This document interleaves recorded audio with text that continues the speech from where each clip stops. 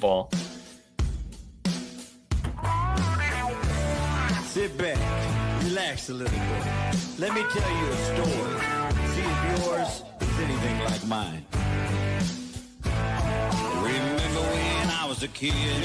So much better when I popped the lid. Feel the rabble, open it up. Exactly, listen to Sean. Right, and Cash Out's the easy way to get money transferred when you're out with friends. So, jump into that and then we'll get back to it. He said, baby, jump in the back, boy. Tailgate crazy. Tailgate crazy. What's going on, guys? Welcome back. Another episode of Fantasy Football Reports on Shady Sports Network. I'm the bus driver, Cedric Green. I got my co-driver over here, Justin, as always. What up, Justin? What up? Not a whole lot. Just, enjoying these games and enjoying some nice rest. There we go. Quick rundown tonight, guys. As usual, we're gonna, touch on some injuries. Get into some start set questions. If you have any questions, put them in the chat. Get them in the chat. You know how we do. Checking out the waiver wire. I mean, it's week 14. Either your playoffs started or you're getting ready to start the playoffs. So those of you that are still in it, we're in it to win it, right? So we'll just be doing a recap, going through a recap on the game. Justin has his top players from each game, so we'll touch on that, go through that, and as always, like I said, get your questions in. And just a reminder, guys, like we're here tonight, catch us live every Sunday night, 7 p.m., every Tuesday night, 6:30 p.m., Mountain Standard Time here on Shady Sports Network on all your favorite social media channels. So don't forget to hit that like button, guys. Don't forget to hit the like button, share, and please subscribe. Other than that, we'll get right into it. Justin, how you feeling, man? I'm feeling really good. I enjoyed watching football today. I didn't enjoy the NFC South completely crapping the bed and not helping out the Lions by beating the Vikings and beating the Eagles. But, hey, the NFC South's the worst division in football for a reason. You thought the Panthers were going to beat the Eagles? They were playing modestly. I mean, the first half, they looked like they gave them their best punch in the mouth, and it just turned out that, they couldn't hang with the big dogs, and they let it slip. Bryce Young was one play away, keeping that drive going and possibly leading them to a game-winning touchdown. So, man, yeah. I had the bye week, man, so I kind of kept it easy from the football. So I'm going to go off your word today on these games. I know I said we'd start with the Falcons and the Vikings, but we'll keep it NFC South and that's the Falcons and Vikings North. If you want. Yeah. Well, I was gonna say let's talk about this Green Bay game or the Eagles game. Sorry, it sounded pretty interesting because this morning I was saying I feel like Bryce Young's been playing a little bit better these past couple weeks. Definitely starting to show that maybe he should have sat a little bit, right? Probably should have had some time to sit and chill and figure it out. So yeah, let's talk about this Panthers-Eagles game. What side of the ball you want to start off first? The Eagles side, the Panthers side? Well, let's start off on the Panthers side because they had a crazy injury as well. So adding into the injury because Jonathan Brooks went down, right? Yes, sir. Yeah. He went down with a knee injury in the first quarter. He did not return to the game, and they're still trying to determine whether or not where they go from here with his injury into next week. So, yeah, not looking good for a player that had some promise. He was looking like he was going to make an impact here in the league this year, but it just seems like it's going to be one of those years where he's not going to be a factor, and unfortunately for fantasy, he's not going to have any impact on your teams. Dang, man, kind of like a CMC type effect, almost even. It's freaking weird. Almost, yeah. So I could say it's eerily similar. Yeah, it's crazy. But hey, Chuba picked up the pieces in his stead. He got 26 carries, 92 yards, and a touchdown. He had 4 receptions for 15 yards. So if you started him up in fantasy this week, that is not bad. I mean, that's serviceable, and it was kind of iffy thinking about starting him going into the game with Jonathan Brooks there. So good pat on the back for you guys who had the courage to continue rolling Chuba Hubbard out there. I mean, previous games he's been balling out and doing his thing, and he had this newer, fresher rookie coming in to spell him for some carries. But he, with this Eagles rush defense, he did very well getting his yards per carry and essentially keeping the chains and the drives moving for the Panthers and helping Bryce Young out of the backfield. Mm-hmm. So, so who were your top scorers for the Panthers? Was it Chuba and then someone else, or?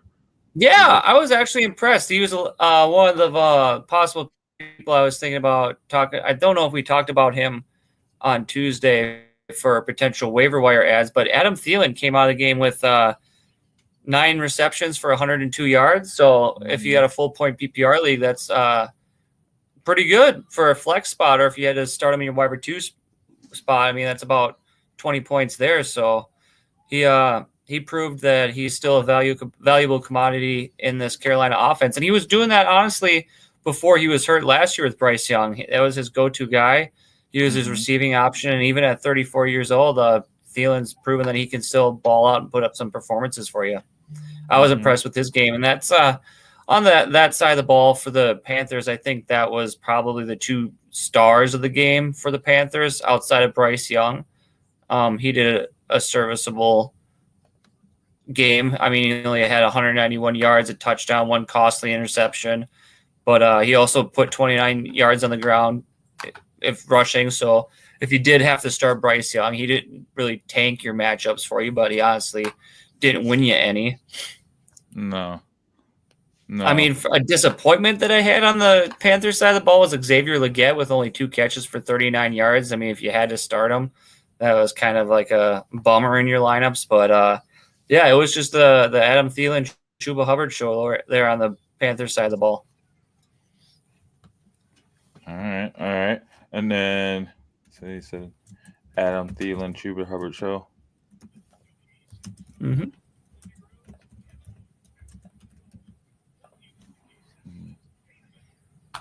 All right, and then moving on to the Eagles side of the ball, looks like we got some commentation or commentary on that from Lil G Griffith, right? Am I reading that right? Lil G Griffith. Yeah, hello, welcome, Lil G. Thanks for chiming in. Hope you can hit us with the like button, follow us, and subscribe. That would be really appreciated. And join us in our other groups outside the show, and we'll keep this thing going for you. Yeah. So who you got on the Eagles side? I know. Eagles side of the ball, it was kind of like a whole hum performance for Jalen Hurts. He got 108 yards, 2 touchdowns. I believe one of those touchdowns was a rushing touchdown for him. Let me check here. Yeah, he had 59 yards on the ground with 1 touchdown and then 2 passing touchdowns. So yeah, he did pretty well for himself today. Saquon Barkley, unfortunately, he did not get in the end zone today, but he had 20 carries for 124 yards. So that's like one of those lower games for Barkley, but still pretty well. Did really good. Got you in the double digits, and that's all you can ask for with your superstars. Devonta Smith back from injury. He gets in the end zone, 4 catches, 37 yards, and a touchdown.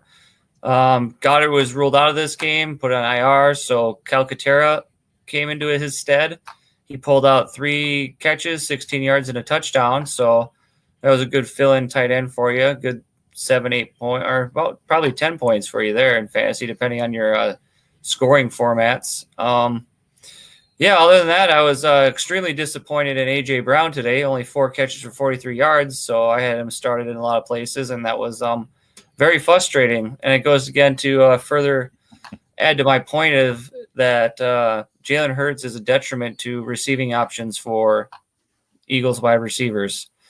He can't supplement more than one at a time in a game, and it really makes you have to pick and choose whose game is going to be.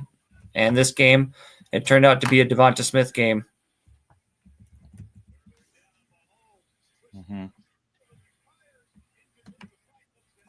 Yeah.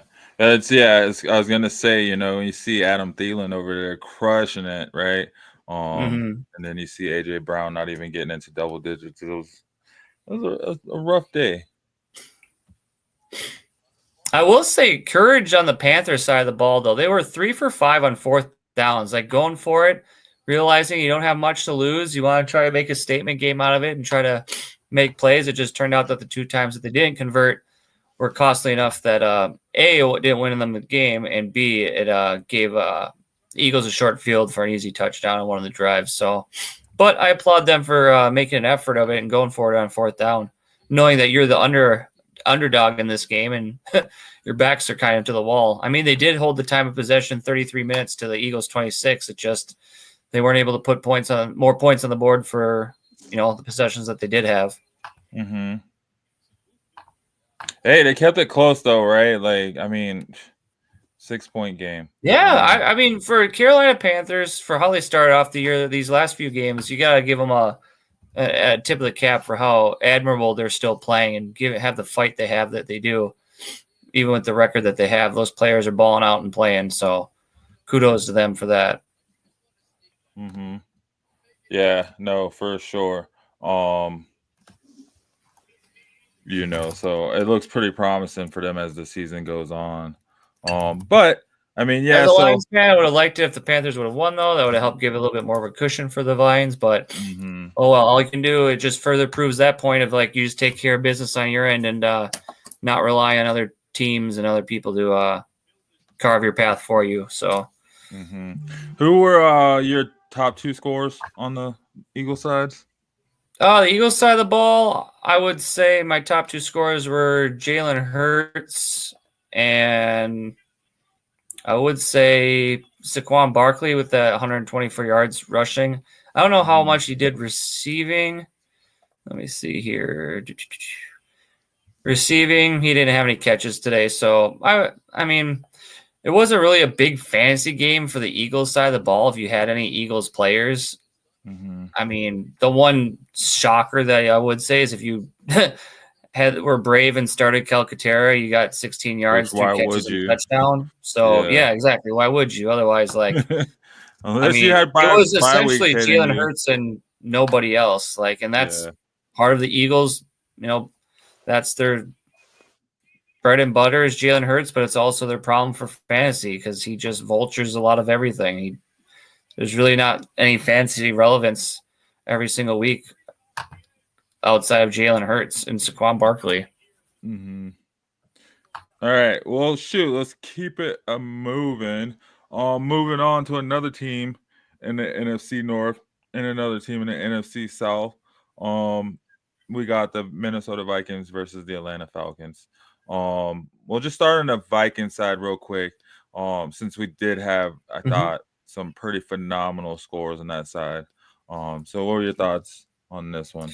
Yeah, I thought it was a very high scoring game to begin with. After all, I mean, even the fact that the Falcons put up 21 points on the Vikings, I mean, this outburst by the Vikings for 42 points is fascinating if you have fantasy pieces in this offense. I mean, yeah, it was just one of those games where they cooked and they're playing really well right now. I think they had a 21-point fourth quarter, so they really put to bed the Falcons and didn't give them any sense of that they're going to come back. It was kind of like a mercy killing. So, if you had a lot of pieces in the Vikings offense today for fantasy, you were happy with what you saw, especially with Sam Darnold. He balled out for 347 yards and 5 touchdowns, 3 of which going to Jordan Addison and 2 to Justin Jefferson. So your big stars in your wide receiver room playing on that side of the ball, they really helped you out. I think Addison had 8 catches, 133 yards, and Jefferson 7 catches, 132 yards. They had almost identical games. It just Addison had 1 more catch and 1 more touchdown. I really like the fact that their ground game as well. Aaron Jones, 73 yards and a touchdown, and then he had a couple big catches too. So that was impressive. That whole offense outside of TJ Hawkinson, who I had as my tight end of the week, they outperformed him wildly. So if you the Vikings were a very fantasy relevant team today. Oh, for sure. As if they heard all the rumblings, right? Sam Darnold's like, what? Who's a dud? I mean, he hasn't been a dud lately, but I mean, it's been kind of boring. Justin Jefferson hasn't been getting what he needed to get. So it was really good to see. First touchdown since week 7 or something. I mean, it's been a while since Justin Jefferson got in the end zone, and he took advantage of some broken coverages, and he got back in there, and he made you happy in your fantasy lineups. Yeah, especially against that Falcons defense, man, who, gosh, didn't see him giving that up. For the Falcons is going to need to have some reworking this offseason because that was a bad game today. Yeah, that was crazy. So how about this? We're gonna take a promo break really quick. And then we come back. We'll finish up with the Falcons and we'll keep it moving. Perfect. Awesome. Guys, you're tuning in to Fantasy Football Reports on Shady Sports Network. Thank you for joining us. Don't forget to hit that like button, and we'll be right back. Good luck, everyone here.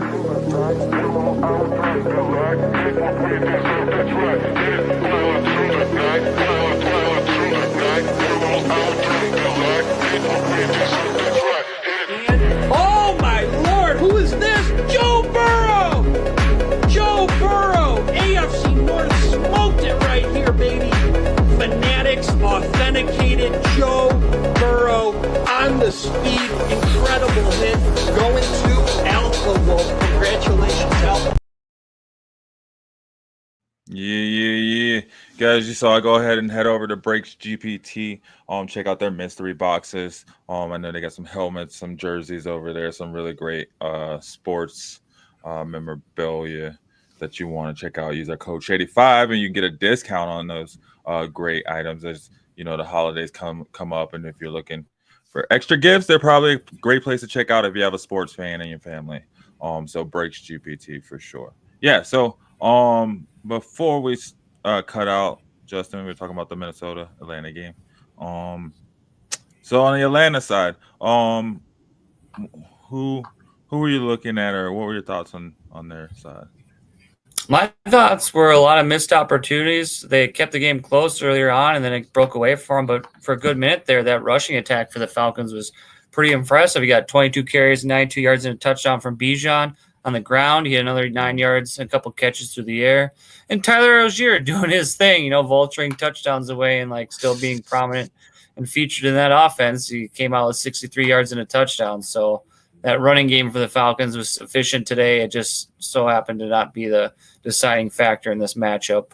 Outside of that, Kirk Cousins, 344 yards, no touchdowns, but 2 interceptions, and a good recipients out of those two. The stats for Kirk Cousins was Mooney was 6 for 142 and Ray McLeod and 8 for 98. So that was pretty impressive from those two pass catchers for the Falcons. It just didn't turn out to be enough for them to keep it going to win the game. Mm-hmm. Well, yeah, they just didn't have those touchdowns, right? I mean, they had the stats as far as yards go and catches go. They kept it up with Addison and Jefferson. They just did not have those touchdowns at all. And Drake London having an off weekend. They just couldn't keep it up. They still got 21 points, pretty impressive. And kind of tried to do something, but maybe it's time for them to move on. Maybe it's time for Penix to come out and see what he can do. I know they're you think that'll be a good solution for this Falcons offense, or how do you feel about it going rest of the season? There's 4 more games left. I know, and they lead the division. So as long as they stay in the lead, they got the playoffs, right? So I don't know. I think this year, what I think the Falcons are probably going to end up doing is riding it out this year with Kirk Cousins, see where that takes them. And depending on where it goes, if it means a playoff berth or if they get knocked out, I think they're going to stick with Kirk Cousins. But they're going to take this film from this year and evaluate it, and going into next year, whatever that happens in the offseason and training camp, going into the preseason, they'll take that into consideration, whether or not they roll out with another year of Kirk Cousins to start the year, or they turn the page and give it to Michael Penix. But the one side that Kirk Cousins has going for him for keeping that starting job going into next season and for the rest of this season is they paid him. So if you wanted that money sitting on your bench, they have to, take that prideful shot to the chin if that's the case. Otherwise, they got a lot of soul searching to do with that offense because they're putting up the stats. Like you said, they're just not getting that ball in the end zone and winning games. So I wanted to keep it NFC for a second. Because this one I felt like still connected in with, it being NFC North and also a team. Well, I guess, I don't know. Maybe I guess the 49ers are probably out of, the Lions aren't necessarily looking at them as far as Well, they Yeah, got him on the you know. schedule week 17, so and Yeah, that's a so revenge game exactly. that they're looking at, and they're not going to look past the Niners. They saw what they did to the Bears today, and they know that that sting of the NFC Championship game last year is still there, and they'll take them seriously as long as the Niners are healthy. And Kyle Shanahan will have those guys ready to go, and they're not going to be no slouch. So the Lions, they're not going to play down to their competition. They're going to play through them. Mm-hmm. Mm-hmm. So, yeah, let's just jump on, talk about this game. What were you seeing on the 49ers side? I know. 49ers side, I thought they were humming right out of the gate. Like George Kittle, man, he was Brock Purdy's rock on stretching the field for getting first downs. But Juwan Jennings, my man, if you guys started Juwan Jennings today, you are happily rewarded by his numbers. I mean, Brock Purdy came out with 325 yards, 2 touchdowns. That was amazing against this Bears pass defense. George Kittle, 6 catches, 151 yards. Whoo! And then Juwan Jennings was 7 for 90 and 2 touchdowns. Between those two guys, they really were the backbreakers against this Bears team. They alone put up 14 points. So that was impressive to me. Was the passing attack for the Niners today? They were attacking it. They're stretching the ball downfield, and they're punching in the end zone when they got close.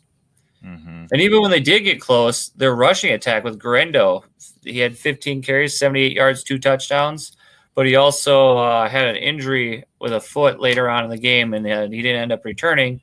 So Patrick Taylor took over, and he himself got several carries, 25 yards, and a touchdown himself. So when the Niners, get going and rolling, they're a dangerous team. They have the running game that can put up points, and they have the quarterback and the pass catchers to put up points as well. So if you started any of those guys in your fantasy teams, you're probably happy with what you got out of them for the most part.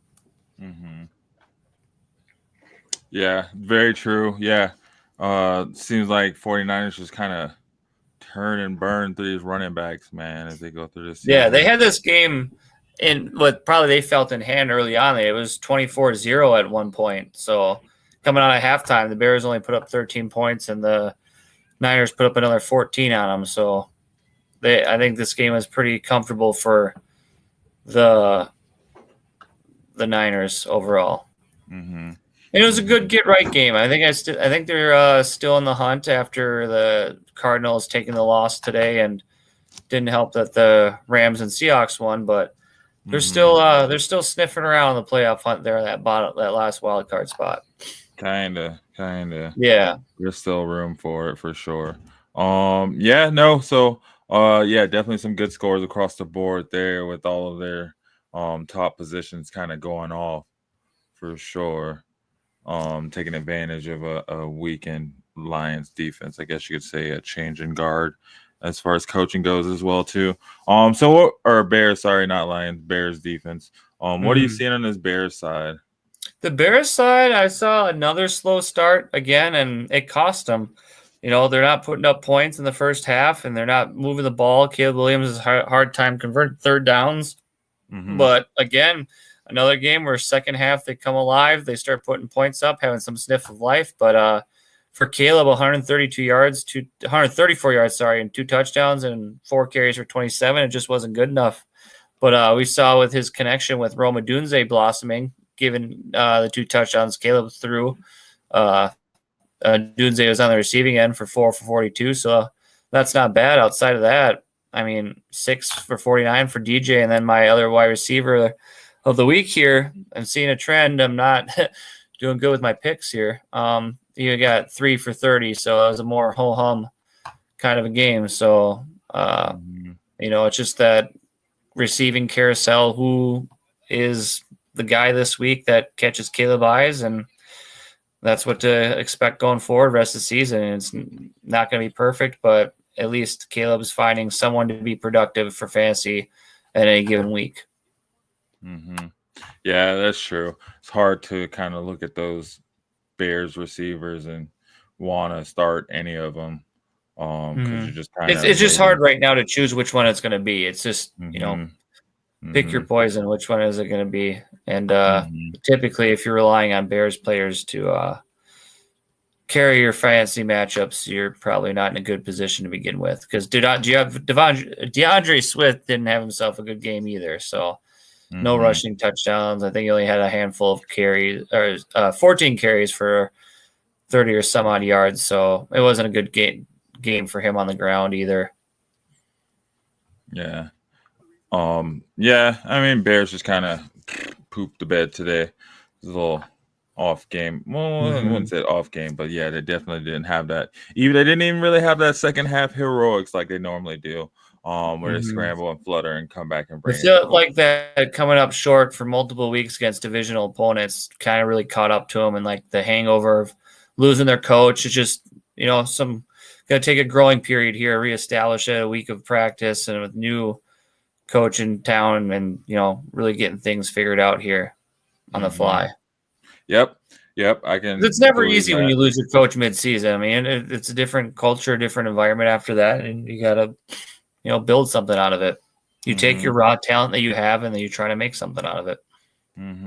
Speaking of losing a coach mid-season, this team, in the next game, they also lost their coach mid-season. I'm talking about the Jets against the Dolphins. I feel like the Jets kind of controlled this game, most of the game. And, just kind of got away from them, and at the end of the game, fourth quarter into overtime. What are your thoughts on this one? We'll start off. I thought it was a wild game compared to what we've seen from the Jets. For the most part this year, a lot of lack of consistency in scoring the ball, and their defense just underwhelming. But for the most part, they held the Dolphins in check for a good portion of the game, getting them to 3 and outs and keeping them off the field. And then Rodgers did a good job, extending drives and getting to his pass catchers more so than what we've seen in recent weeks. He put up 339 yards and a touchdown. So that's not bad numbers for comparatively to what we see to Rodgers this year. And really, Garrett Wilson was one of the beneficiaries of that end. I mean, both are star wide receivers. I mean, Adams had 109 off 9 catches and a touchdown, and Garrett had 114 off of 7 without the touchdown. So on that passing attack, if you had any of them for fantasy, you're probably not disappointed. You're kind of happy with what you got out of it based off what we've seen in the recent weeks from them. Yeah. I feel like Devontae Breece Hall was ruled out before the game started. So if you had him, you had to pivot to Braylon Allen, and you probably weren't happy with what he did for you today. It was only 43 yards off 11 carries. So, it was really a throw ball game for the Jets. He did come up with 4 catches for 38 yards, but it was pretty pedestrian of a game for Braylon Allen. Yeah. But I feel like you did see some pretty good scores though. Finally, fantasy wise, from the Jets. It was exciting to see it go to overtime. So it was that close enough of a game. Yeah, that is true. Who were your top scorers from this game? From the Dolphins side of the ball, I'll go with my stack that I had for Team of the Week. I got Tyreek Hill came out with 1 carry for 6 yards, but where he made up for it is in the receiving game, 10 catches, 115 yards, and a touchdown. So that was really exciting to see back at home playing well with Tua. Devon Achane, he got himself hurt late in this game with a concussion, but he was able to return later on. He came out 14 carries, 24 yards, and a touchdown, followed by 6 catches for 45 yards. So, and the game decider here, Jonnu Smith with 44 yards and that touchdown, but he really didn't have anything the whole game up until overtime.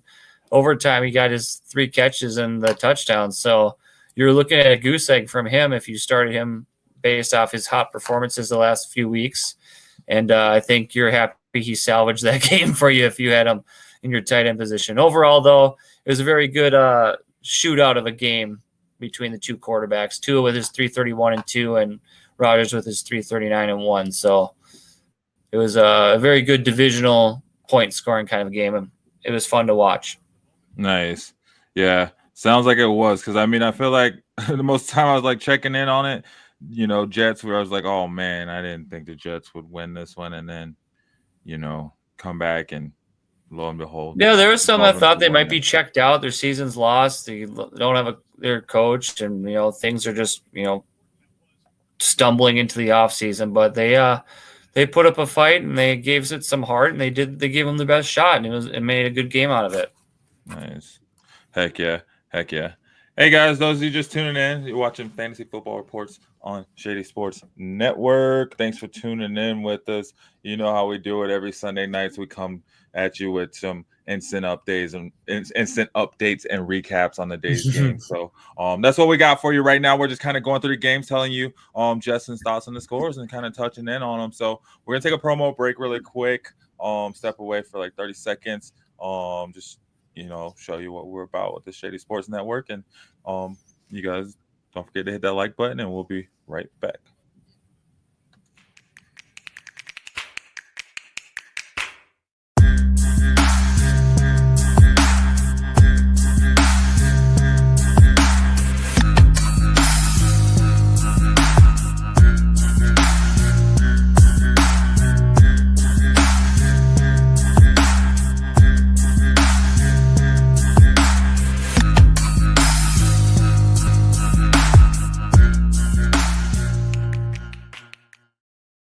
Yes. Shady Sports Network, more than just us talking fantasy football. There's so much more to it. All types of sports coverage, alt football leagues, basketball, wrestling. I think probably almost for the most part, the major sports you can think of, we kind of cover them. And then a few others for sure. So head over to shadysportsnetwork.com and check us out, see what else we got for you. We left off, we were talking, kind of wrapping up the NFC North games. And then of course we had that Lions Packers game on Thursday night. It's pretty dramatic. So keeping it in that fashion, I think we kind of went through most of the NFC games too. I guess it was Tampa Bay. We talk Tampa Bay Raiders, kind of tie it in from NFC to AFC. So yeah, we got Tampa Bay Raiders coming in. Tampa Bay mollywopped the Raiders 28-13. And we had some pretty decent scores from their stars, except for my boy Evans. But yeah, what are your thoughts on that on Tampa Bay side? Well, I'm still impressed with Evans and what he did today. He came out with a touchdown. So if you're worried about his game prior to that, it was looking kind of iffy, but or did it call back? I'm looking at the stats here, and it shows he doesn't have they don't show a touchdown. I could have swore he threw one, or not threw one, he caught one, but regardless, it was a good game for the Buccaneers. I thought it was a lot of people depended on him, and him re-aggravating that back injury in the second quarter kind of was a killer. I know it was for one of my teams, and he didn't return to the game, but Bucky Irvin, he went out early and didn't come back with that back injury, and that wasn't good. But what's not good for him was good for Rachaad White, because he took over and had 17 carries for himself, 90 yards and a touchdown. He doubled that up with some receiving with 2 catches for 19 yards and a touchdown. So he really stepped up in Bucky Irving's absence, and if you had him rolling in your lineups today, you're very happy that Rachaad White broke through and came through for you today. And Baker Mayfield, he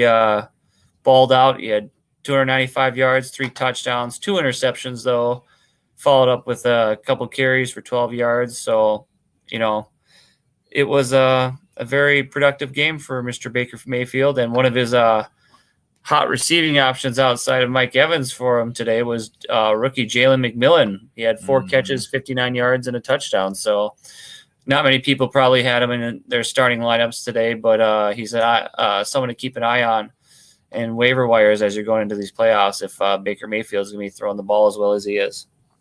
Yep. I mean, he's in the sleeper app, he's on about 12% of the teams. And only about 2% of those teams start him. So, he's still available on a lot of waiver wires. I know I picked him up. I think he was the benefactor, too, of Bucky Irving going out, because Bucky Irving's a pass catcher running back. So they thought they had to spread the ball around a little bit more, and it hurt Mike Evans. But turned out that the rookie has some juice in him. So that's good to see if you're a Bucs fan and a Bucs player. Moving over to the Raiders side, I mean, it crazy to see. Talk about Raiders gonna Raider. Mayer. Well, it's crazy to see Mayer take his throne back. Right, he was like, hey, "Hold up, I was the first early drafted Powers tight had end last week." It was amazing. I was just like, wait a second, is it supposed to be Bowers? Oh no, it's Mayer. He's the one getting. Hey, they drafted him early too, right? Yeah. Mm-hmm. So yeah, he was the Bowers. It was another one of those QB carousel days. Aiden O'Connell went down with a knee injury in the third quarter. He got carted off and put in an air cast. So it's looking like going forward, it's going to be the Desmond Ridder show, unless if they somehow get good news from Aiden O'Connell.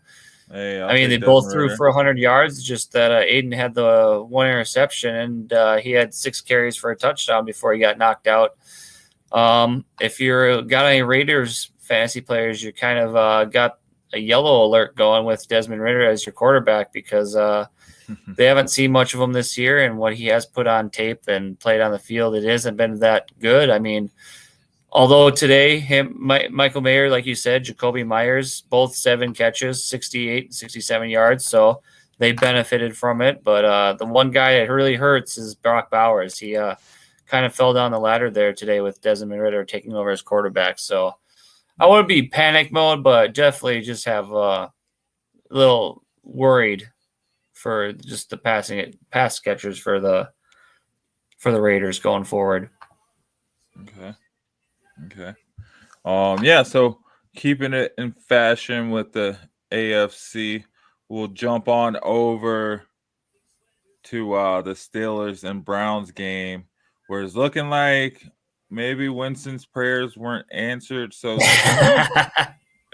hey, well, he dodged his four interception type game, so he only threw for 2. So he split the difference. He threw for but he threw for 2 touchdowns too. So it's his 30 for 30 all over again. He's trying his best to get that 30 for 30 again. See. Yeah, just on a lower level. But he still found his guy that he likes, Jerry Jeudy, 5 catches, 64 yards, and a touchdown. So they still got that connection going. And Njoku had the other touchdown of his for 42 yards and 7 catches. So Winston's still chucking the ball. He threw it 41 times. It just didn't result in points. Have him throw 41 times, man. Yep. Yeah. Yeah, but it was good to see Njoku finally get some points and go off and show he is in that second to third tier of tight end for sure. Especially given the chance. And then, but man, on the Steelers side, I know, man, Russ had a play fake. That was yeah, I wish Sean was here. We could go through the game with him and have a little bit more of a fan reaction to the game outside of just the facts. Russ has made everybody believers, I feel. Yeah, I think he's earned his right to ask for an extension or get an extension from the Steelers going into next year. I don't know if they'll give him an extension. I just know he earned his right to go out on a good note. He should just take it, just fly out, man. He got a Super Bowl ring, just kind of go. Where people still have a good taste in their mouth, maybe get into the Hall of Fame. You don't want to like keep it going and have a crappy season, and then that's it. That's how you end, you know. Plus, he's there to show Justin Fields how to be a leader, right? He's there to show Justin Fields how to be a quarterback, not just an athletic individual. So, it'll be interesting to see what they do in the offseason for sure.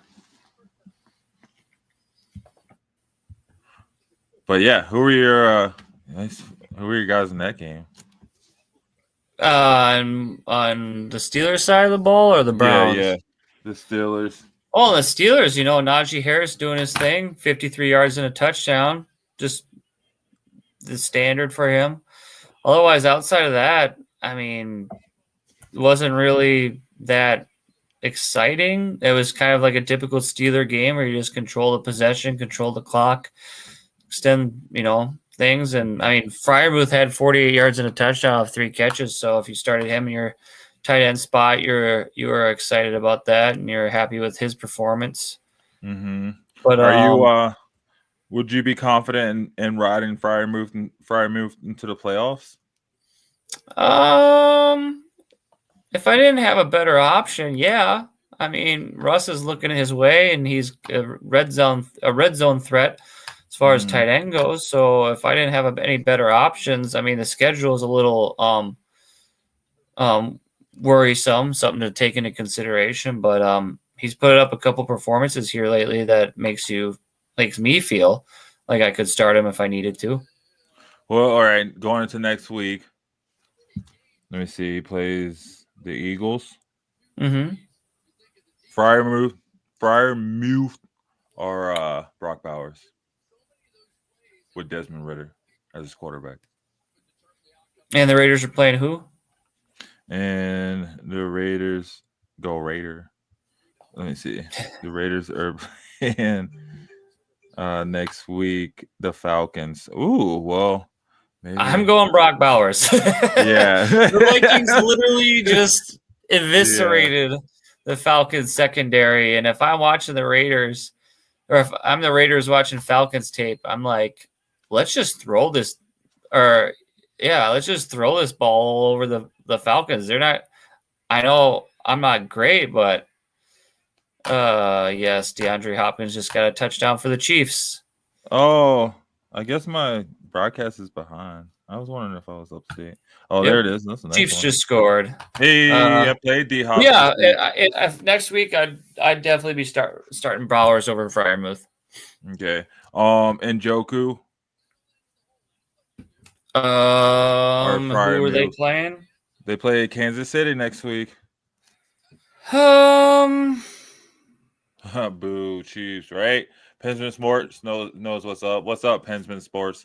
Thanks for tuning in. Don't forget to smash that like button and get us shared. Yeah. Njoku or Freiermuth?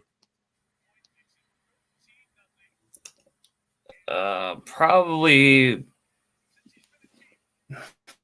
Because Winston's going to be out there against the Chiefs. He's going to come out and try to score 100 points against the Chiefs. So he's throwing 50 times next week. I hope so. I think so. I don't. I'll maybe just go. Well, it depends if Pickens plays or not too next week. If Pickens plays, I'll lean Njoku. But if Pickens is out, maybe I'll lean Freiermuth.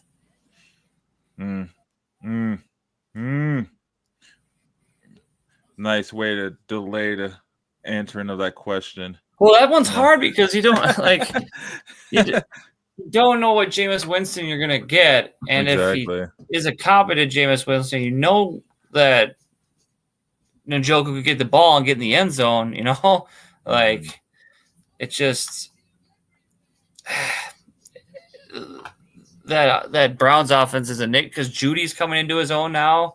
He's balling out, so who's the attention going to go to? So, yeah, if like I said, if Pickens is out, I'll go Njoku. If he's in, I'll go Freiermuth. Or other way around. You know what I mean? Like, yeah. But Pickens, of course. Hey, and hi to you. Thanks for tuning in, and I hope you smash just a like and a follow and share us with your friends. Yes, sir. Get a shirt out there. All right. So, yeah, Hopkins he's a big red zone threat too. So, when you're on a good offense with a great quarterback, and you're still got some juice left, you can put some points up still. Oh man, I got the most exciting game of the week. Keeping it AFC steezy.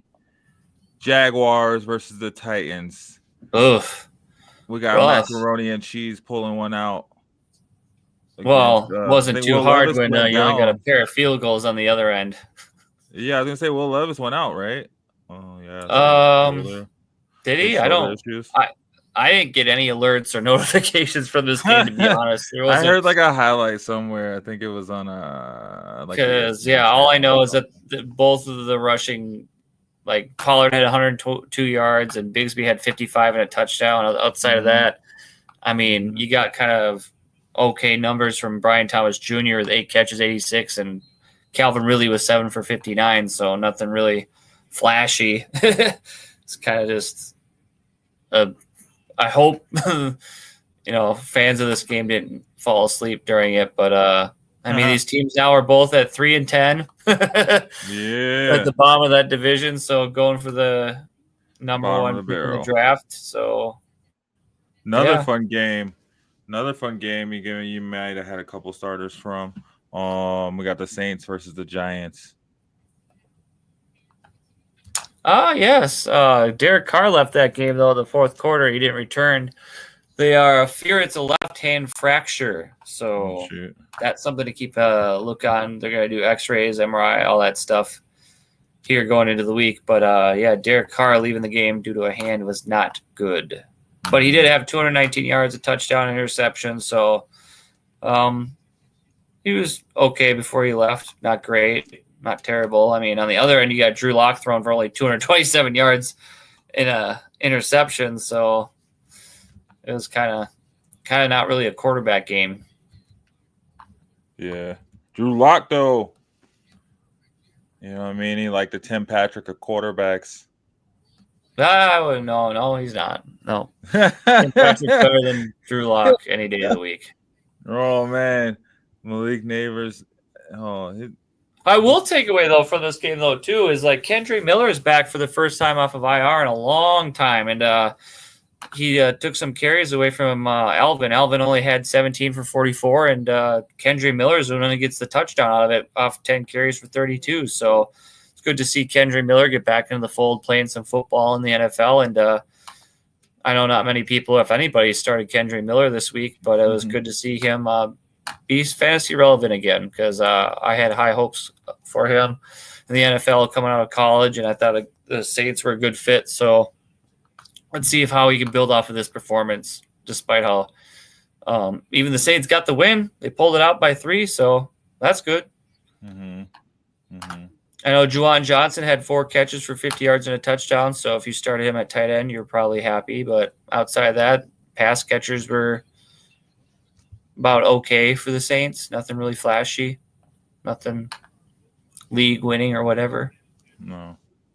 No world-beating receivers for the Saints today.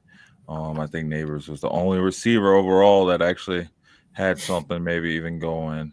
And even he didn't get a touchdown. He just got yards. He did his best. He had 5 catches for 79 yards, but I think the star on the Giants side of the football today was Tyrone Tracy.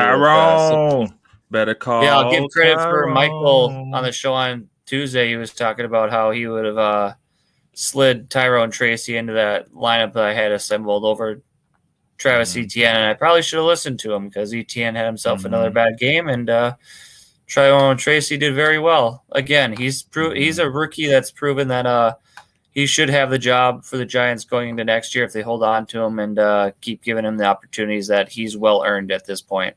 Yeah, very, very he also had 5 catches for 38 yards, so he had the same amount of targets and receptions as Malik Neighbors. I actually threw to Tracy and Bigsby and my so you made out pretty good. Yeah, it was a pretty good decision. I felt like Tracy has been doing pretty solid, even with his fumbling. He's still been putting up pretty good flex points for sure. I'm good. I'm good starting him in flex. No worries.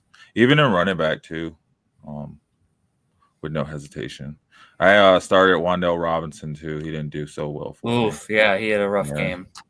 Yeah, I had no other choice. Hey, let's take another promo. I know we've been hitting them in, getting them in. We're trying to really get this, get these words out, get this stuff out. So, all you new people, thank you for tuning in. You're watching Fantasy Football Reports. We're talking fantasy football. So get your questions in the chat and let's talk about them, right? Who was your highest scoring players this week? Who'd you have that went down on injury? Did you have any injuries? Did you make the playoffs? We want to know. What's your playoff seeding? I'm in a couple of playoffs. I'll look at my playoffs too. So when we come back, we'll touch on that too. And then same thing with you, Justin. We'll touch on where you sit in the playoffs in your leagues. What are the playoffs? We'll just where you're seated at if you made the playoffs in your leagues. So, yeah. We'll talk about that. Exactly. So we'll talk about that. So we'll get it on the other side of the break, guys. Don't forget to hit that like button. Please share and subscribe. We'll be right back. Yes, sir. True crime fans, I have a podcast you need to check out. Wanted. That's right. Wanted. Hosted by A.C. Roberts. This takes you into the darkest corners of unsolved history. Each episode dives deep into the chilling cases of killers who vanished into thin air. Some you've heard of, and some you haven't. Imagine the terror of the Texarkana moonlight murders, or the mysterious legends of the bloody Benders still haunting Kansas. AC doesn't just tell you what happened. She immerses you in it, taking you step by step through each unsolved case in a gripping storytelling style atmosphere.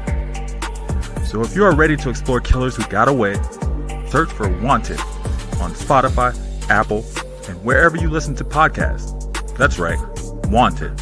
W-A-N-T-E-D on Spotify, Apple, and wherever you listen to podcasts. And then go follow them on Instagram at _wanted_podcast. Nice. Whew. Hey.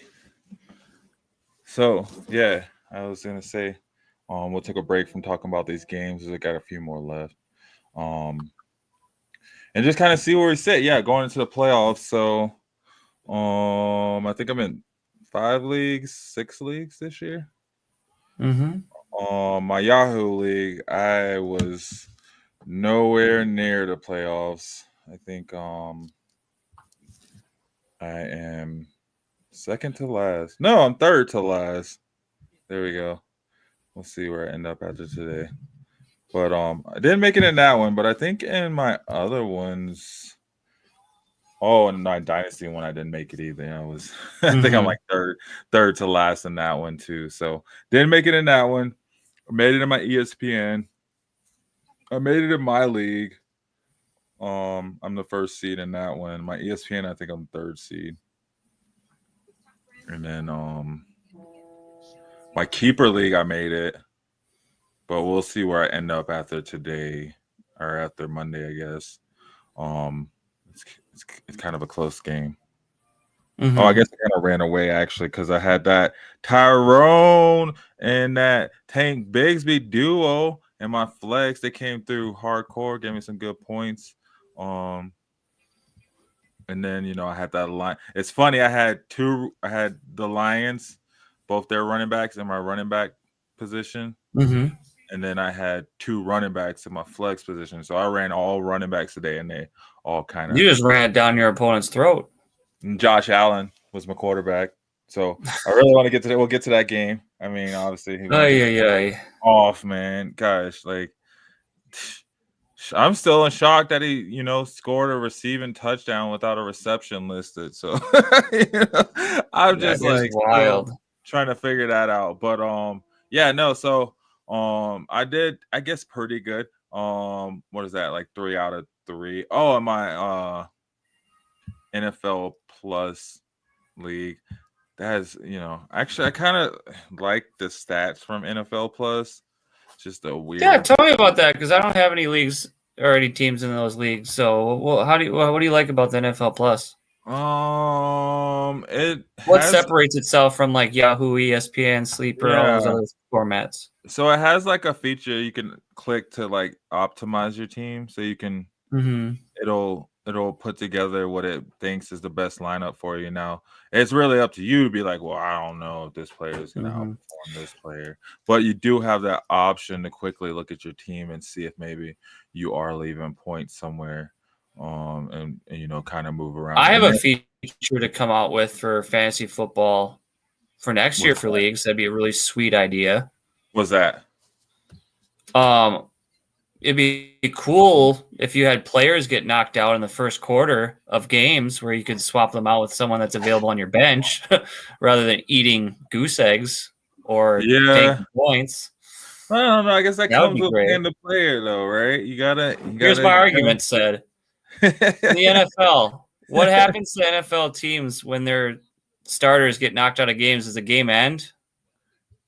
Yeah, but it's fantasy. It's not the NFL, though. It's not. We take players from the NFL to put on our fantasy teams. That's why you got to do a Madden league.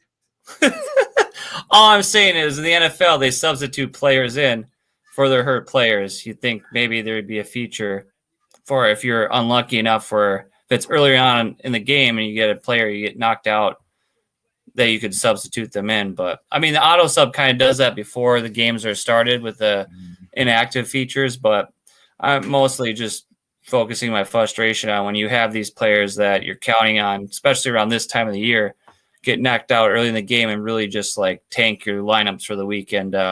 You lose matchups not because you pick the wrong guys or you set the wrong players in your lineups. You literally lose your matchups because you have the freak accidents and the lack of luck on your side because you have players get hurt during the game and you can't pivot for it. So you have to eat L's because not of your fantasy decisions, but because of things that happen within the game. Yeah, I mean, that's a hard one because then you add it in and then people are like, well, maybe if it's the second quarter, it changes. Maybe it's the third quarter, it changes. Well, I just said specifically the first quarter. Yeah, I know, but then. Yeah. But it probably won't ever happen. That is just something that had it happen to me a few times all over the place today, and it's like, it's frustrating. Yeah. Yeah, I mean, I guess that's the risk you take, though, right? Like, kind of sucks, but you got to look at that too when you're looking at players like their hit. Well, you can't really plan for an injury in the first quarter. No, but you can tell who like gets injured a lot more than others. So, you really can't plan for an injury, but also like, I mean, it does. I don't know. I think that adds intrigue to it as well too, because it is kind of nice when you get that win over someone because maybe like their stud got, and it sucks. You don't want to see. I've played fantasy long enough now where I don't feel happy that I beat somebody because they had players get knocked out. Hey, like I don't feel happy that I take advantage of a team that gets the unlucky injury bug and they have a couple goose eggs or. Yeah, they but did all so they what could. What if you do have that, and then the player you have that were going to replace them, they get injured? You know what I mean? Like, then you still have that goose egg. That's fine, but at least you have the option to pivot. Like in the NFL, like teams have the options to pivot and put in backups. And then a lot of the times, they are running multiple running backs. I don't know. Maybe it's just a me thing, I guess. Yeah. And I think it's like adding like more bench spots and adding more IR spots. Like, no, like the point isn't to make it easier. It's fantasy football. The point is to make it harder. Should go back to using pen and pencil, none of these apps, none of this stuff. Right? Like, yeah. No, I don't know. It would be cool to maybe have a league like that though, honestly. And where you do have those updates. You can do those. Maybe like when I play fantasy football, I like to beat people and taking their best shots. I don't like winning because I take advantage of misfortune. Yeah, but what happens if their player gets hurt in the third quarter and they didn't have any points before they got hurt anyway, and they still got hurt, right? Like, I mean, it's a lot of what ifs. I'm just arguing for the point of having an option to be able to substitute a player that gets knocked out during the game, whether or not how well. Like even if they had go ahead. No, I would just say, like, even if they had like a 10, 12-point performance, you take the risk of subbing them out for the backup, and even they might not have a good game themselves, and then you're like, oh, well, I shouldn't have never subbed them. Yeah, so I don't know. I don't know. It'd be a good addition to see if it did get added on. My argument for it is just because there's so many crazy leagues now. There's so many different settings, different ways to play fantasy football. You think one of the simplest solutions for, having like this, eliminating these situations from happening is just being able to sub, like NFL teams are able to sub players out. Like, but I know it's probably too wild of a change or a crazy of idea because you need to do how it was back in the day, all these new rules. Get off my lawn. So where are you standing in your leagues as far as your playoff? Well, I'm probably losing and missing the playoffs in one of my leagues because of this scenario. So not really happy about that. It's close to home.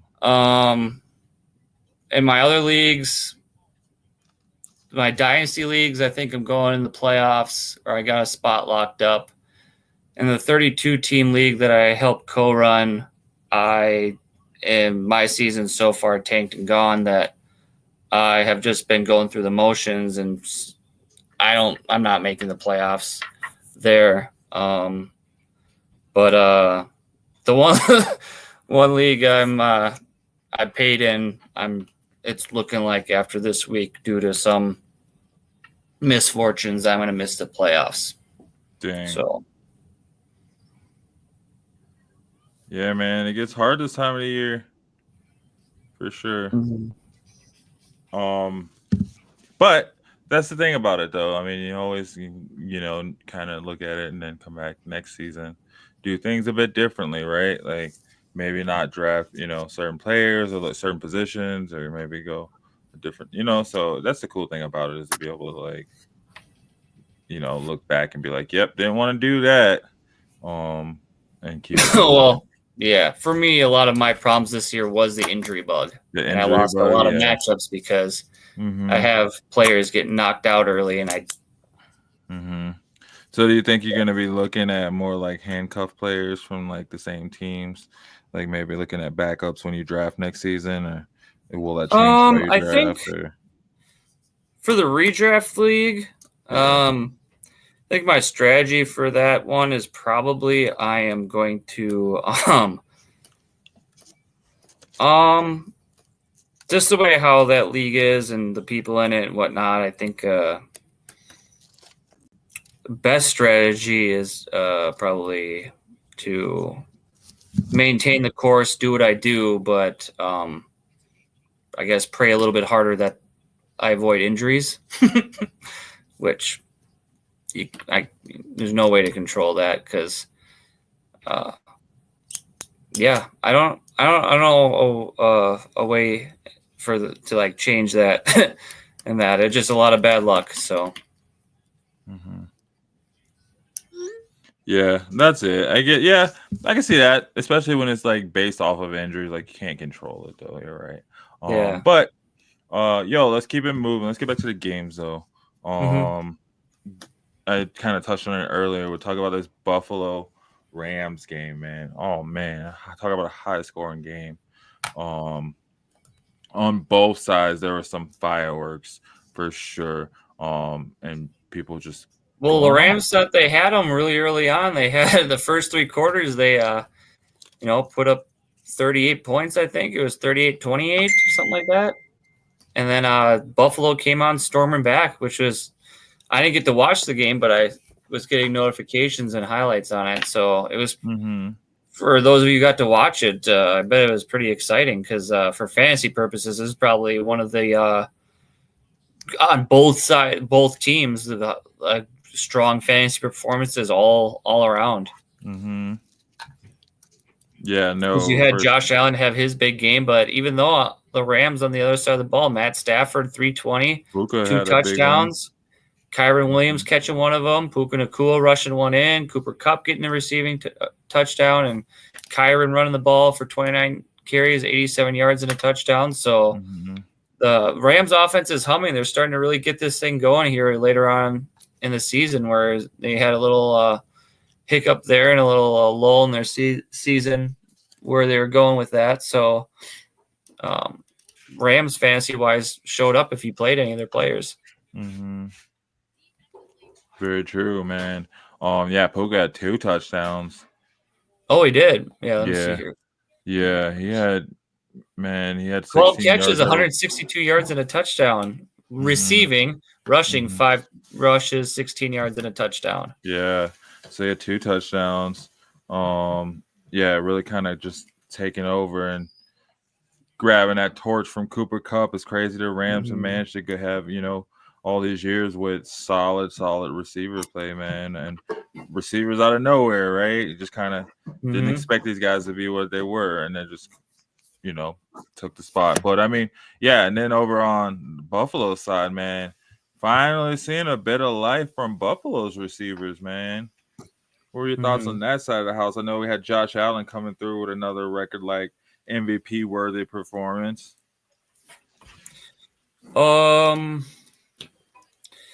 Yeah, I think Josh Allen has overshadowed a lot of the fantasy pieces in the Buffalo side of the ball in that game. But Khalil Shakir, the 106 yards and a touchdown, that was pretty cool. He kind of emerged as Josh Allen's number one target this week. I mean, Amari Cooper did well too. He had 6 for 95, but it seemed like Amari Cooper did everything but get in the end zone because Mac Hollins got a touchdown for 57 yards. Ty Johnson had a big receiving touchdown for 51 yards, and a touchdown. Those receiving options for Josh Allen did really well today with him throwing the ball for 342 and 3. Really spread the ball around pretty well. Mm-hmm. Yeah, and they went for it on like some crazy 4th down. I mean, just that last drive before, I think it was like it was 2 possessions before the end, so it was like right before the 2-minute warning. Gosh, Josh Allen just my magic. 2 biggest fantasy relevant things from the week in general came from this game. I feel like the biggest fantasy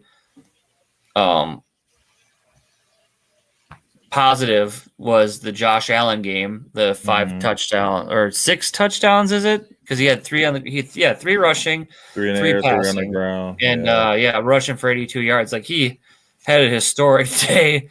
And I feel like if you had him in your fantasy matchups, you did not lose this week. I don't know how you could lose unless everybody else in your lineup didn't show up or play, like a Jaden Reed, or they got hurt, knocked out like a Bucky Irvin, and did that. So, Josh Allen, congrats to you. You get your flowers, like tip of the cap that you balled out today. And that was my top fantasy performance from fantasy football this week.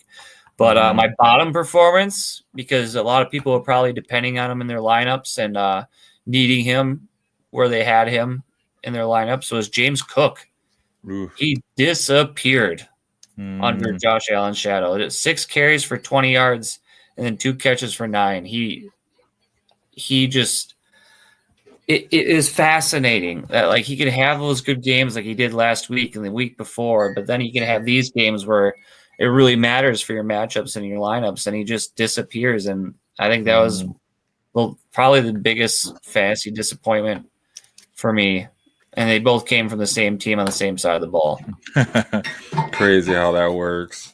Crazy how that works. Because maybe if he contributed a bit more, they might have overcome those 2 points, right? And I think that's going to be the biggest bane for James Cook's existence going forward rest of season and going into next year for 2025 is like Josh Allen is going to vulture a lot of Cook's value. Like, because with the way Allen's able to get the ball and running it and, spreading the ball passing, it kind of leaves Cook in no man's land. Yeah. Hey, I think that's all the games besides this Chiefs-Chargers game going on, in which Chiefs are up 13-0. Yes, sir. Right now. Chargers are driving down the field, though. They're doing their best to get back into this game. We got DeAndre Hopkins with a touchdown. Do you think Noah Gray is kind of taking over that tight end backfield? Tonight, from what's been going on with the game, not so much. I think it's still Travis Kelce for now, but Noah, there's still a whole half of football to go, so he could very much, change that narrative really fast. Because Kelce's 3 for 29, Gray 4 for 26. They're kind of in the same boat here as far as stats for tonight's game. Yeah. Well, hey, I think let's do a promo really quick. A little promo break, and then we come back. We'll look at your team of the week, and see where those players kind of ended up. Go from there. Cool. All you new people, thank all you new people that join in. Looks like we just had quite a bit of people step in, man. You're watching Fantasy Football Reports on Shady Sports Network. We're just doing a recap on Week 14, as we do on Sunday nights, our instant reviews. So we'll take a promo really quick. Don't forget to hit that like button, and then we'll see you guys on the other side. Fantasy football fanatics, get ready to dominate your league. Tune into the Fantasy Football Reports every Tuesday at 6:30 p.m. and Sunday at 7 p.m. Mountain Standard Time. We're breaking down injury updates, who to start or sit, trade strategies, and lineup advice to help you crush the competition. So don't miss the inside scoop. Find Fantasy Football Reports on your favorite social media platform, live on the Shady Sports Network. Your championship starts here. Yeah, got to get to those championships, get you guys to the playoff games, man. So yeah, we just went through a recap and touched in on all today's games. Man, it was some really high scores and some really crap scores, man. But all in all, I think it was a pretty exciting day. As exciting as it can be without the Broncos playing, right? So. For you, yes, certainly.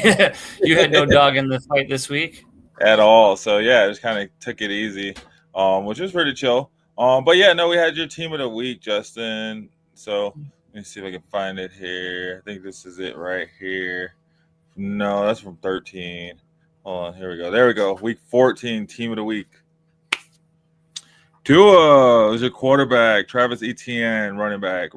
Rico Dowdle as your other running back. Keenan Allen as your wide receiver. Tyreek Hill as your receiver 2. TJ Hawkinson as your tight end. Nick Westbrook Akine as your flex. And Jake Bates as your kicker. And Arizona Cardinals as your defense. Oof. Rough day. Absolutely. That seemed to be the theme of my day for fantasy overall. Yeah. Well, I mean, Tua did pretty good. I mean, he my Tua Tyreek stack was pretty good. That probably carried this team overall, based on performances so far. Otherwise, ETN trash, Keenan Allen trash, Hawkinson trash, Cardinals defense trash, and Westbrook Akine trash. So, don't see it winning any matchups there. So. Unless if somehow Rico Dowdle goes God mode and has the game of his life, which I don't expect against the Bengals, this team probably isn't doing anything for you this week. Yeah. Unfortunately, it feels like Tank Bigsby is kind of taking over that Jacksonville backfield. Mm-hmm. In the way that Tyrone Tracy has up in New York. Keenan Allen, it's just really hard to depend on those second and third wide receivers on any team. Yeah, it's just a receiving room carousel is just whose game it's going to be. And this game was a Dunze and not Keenan Allen. Yeah, so especially in the Bears offense, it's really hard to go off of them. TJ Hawkinson has just been kind of, nowhere. He just kind of outplayed with Jordan Addison and Jefferson. They both had 130 yards and multiple touchdowns, and he just forgot. So yeah, there's not enough to go around, man. It's Sam Darnold, you know what I mean? Not Pat Mahomes. So, it's not going to get spread around a whole heck of a lot. Westbrook and Keenan over there in Tennessee, right? Yeah, I don't have no idea what his stat line was, but being that they only put up 6 points, I highly doubt that he I was gonna say anything relevant. Let's see. He had 1 catch for 19 yards, so thank you for avoiding the goose, Akine. But comparatively from the last 7 weeks, what you've been doing, you really tanked a lineup there. Yeah. Jake Bates came through. He had more points than most of the other players. Yes. You always rely on that Lions kicker to carry your lineups. Hey, I won some games off a kicker, man. I'll take it.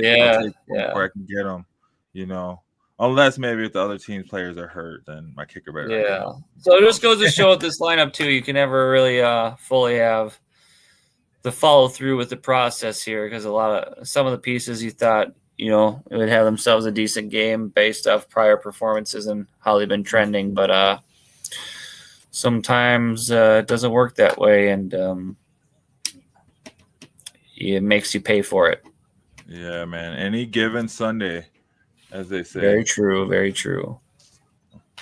any given Sunday. So I mean, not wasn't the worst team of the week. I imagine if we pull up. I think it was actually out of all the ones I've come up with. I think this is the one, and it just sucks too because this is like that time of the year where every matchup matters, every lineup matters, and every decision you make holds a little bit more weight. And you get teams like this rolling into week 14, and you're either trying to make a playoff push, solidify your spot in seedings, or just try to make the playoffs.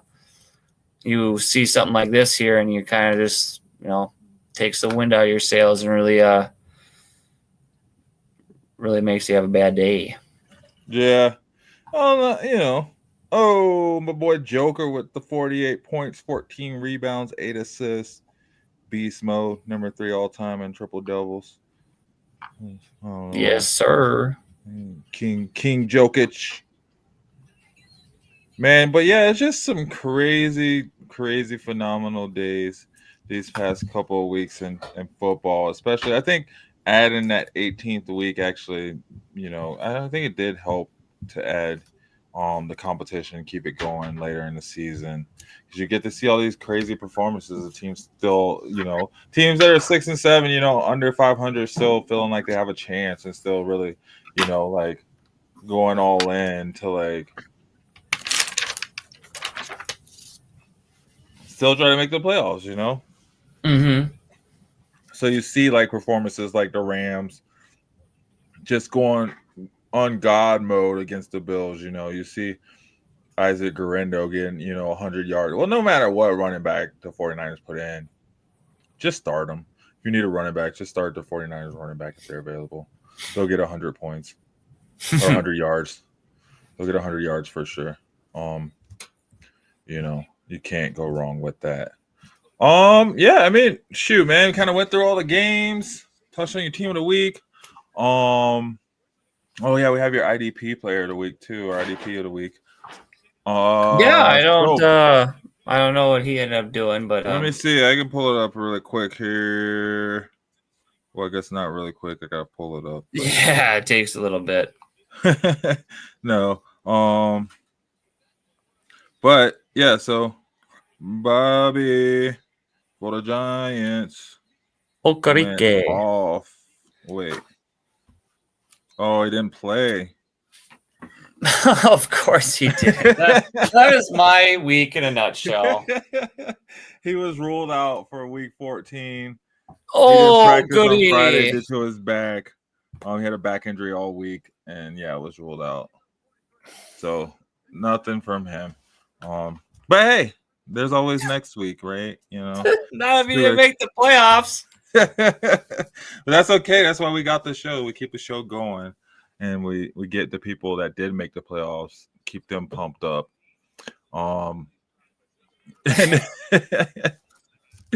Yes, certainly. Who are your Lions playing next week? They are playing the Buffalo Bills. Oh man, heavyweights. Heavyweight alert.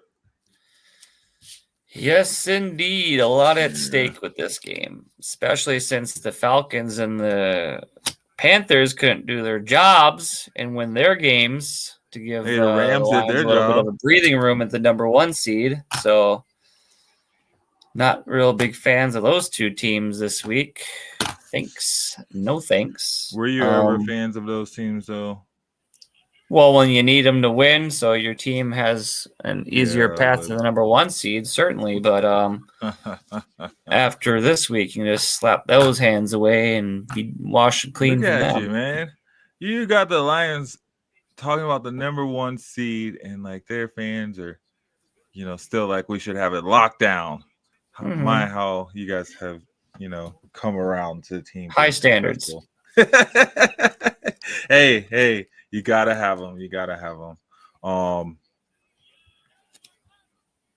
When is that game's on Sunday? Yeah, I don't know what time it is. If they're gonna flex it for they probably popularity reasons or what? That too, but what's the night game next week? Good question. I'm not sure. Oh, Seattle and Green Bay.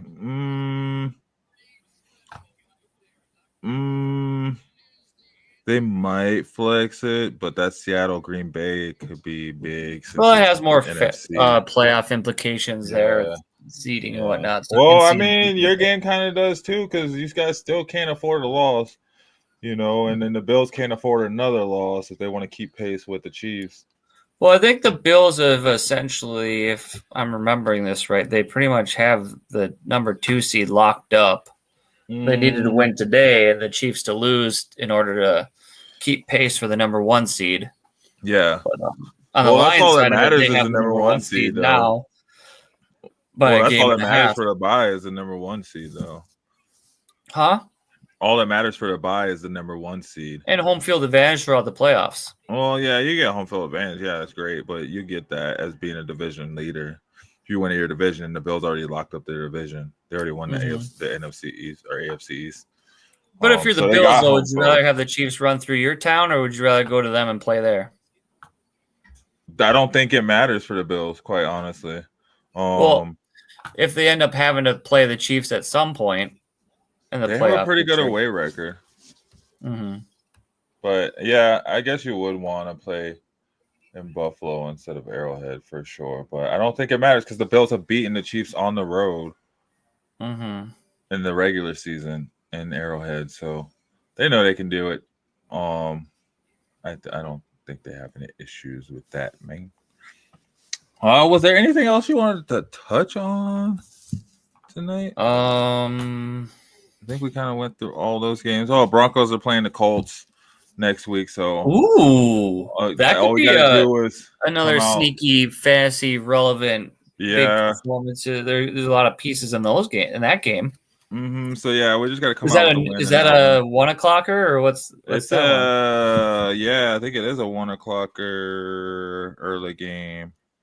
Early game. Really, it's so you didn't get. It's not an afternoon game.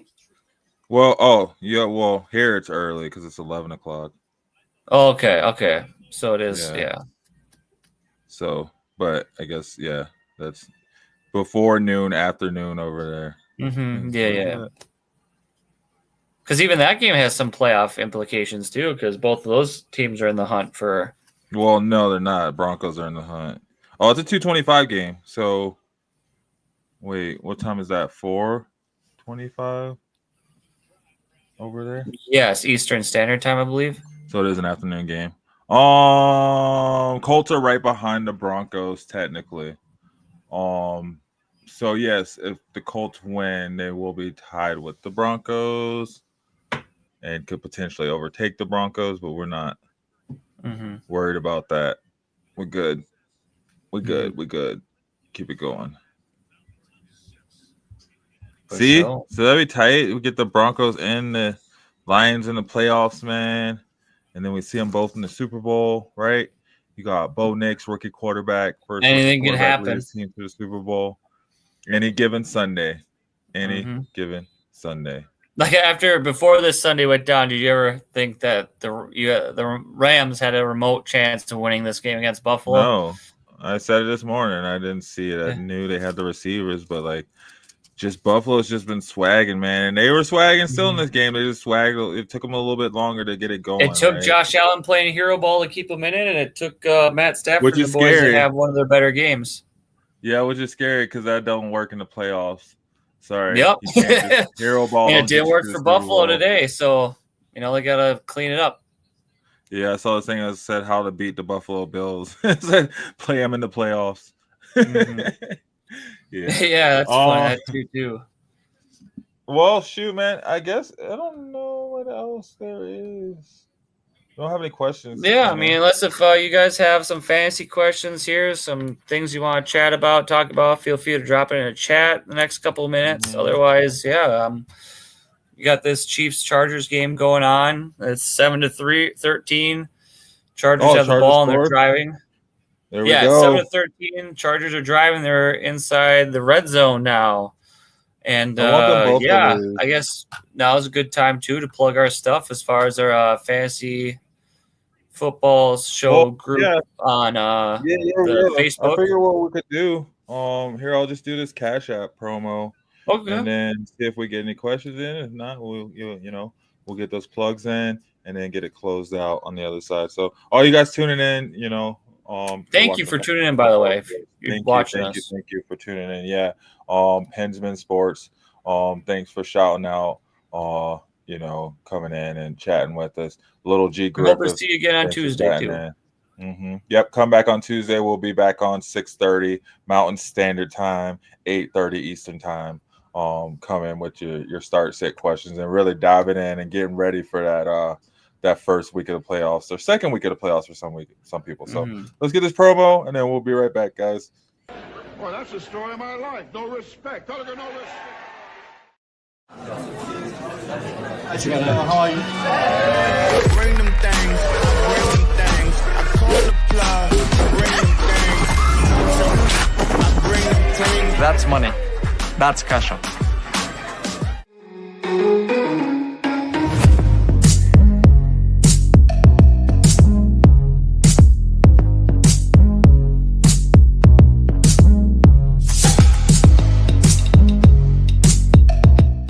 Forever you and me,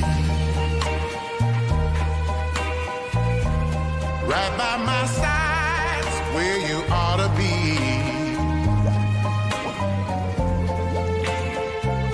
'Cause if I ever were to lose you,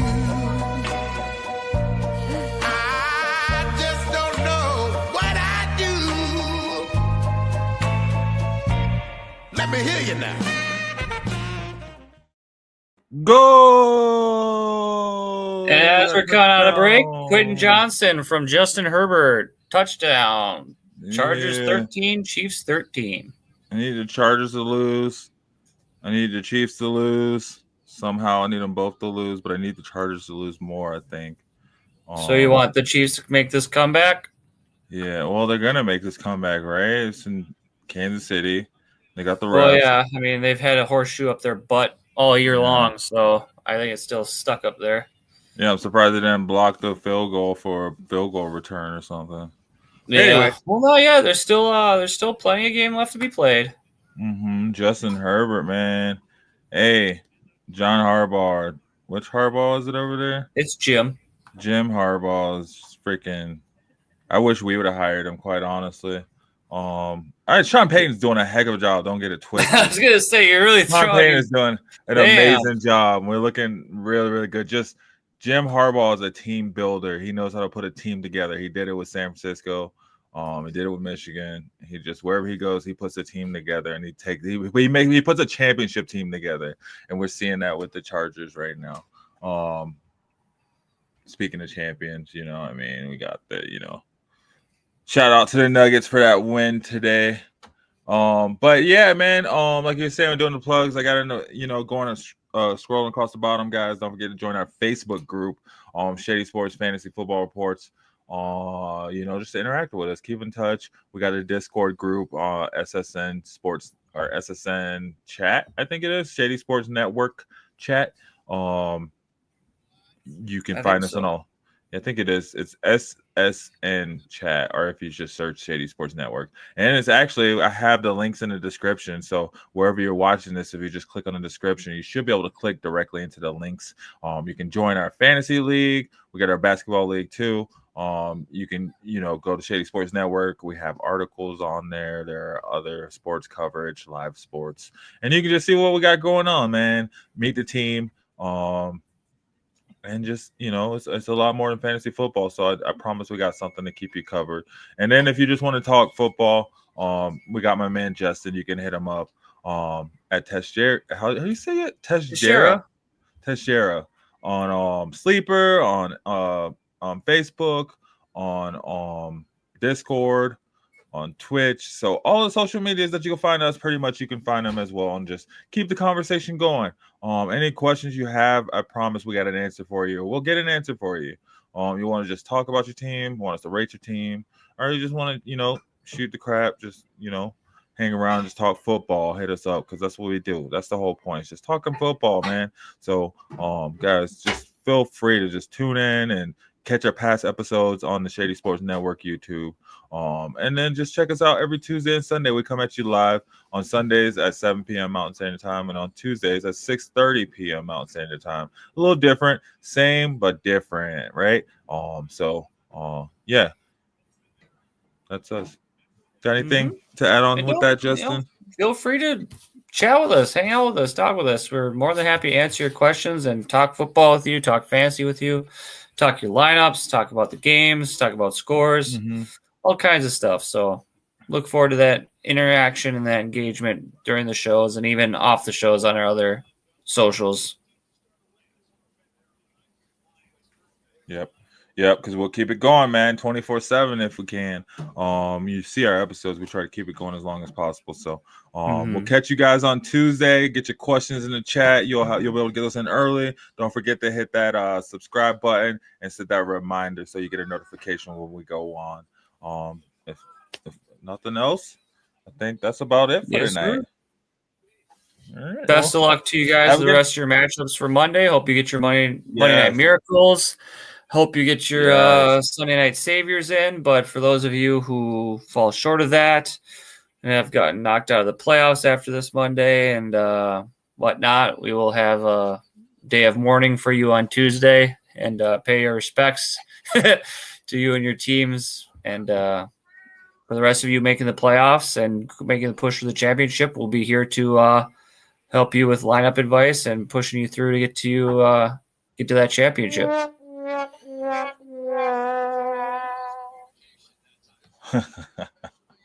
Yeah, no, we love it. We're happy to help you get to the championships too. So get those questions in, get those teams in, and we can start, talking about next season as well too. It's never too early, especially around here. We always come with the way too early information. So get with us. We love it. We love bringing information to you guys, and we just love the interaction. So thank you guys. Thank you for tuning in. And other than that, we'll see you guys on Tuesday night. I'm a game changer. I'm a game changer. I'm a game changer. I'm a game changer. I'm a game changer.